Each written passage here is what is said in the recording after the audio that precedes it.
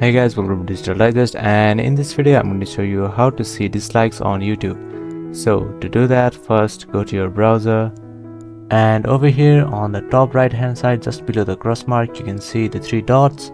Click there and click on extensions and go to Chrome Web Store, and over here search for return YouTube dislike extension. So what this extension does is shows you the YouTube dislikes even though YouTube have removed it. So over here click on add to Chrome and click on add extension, and your extension has been added.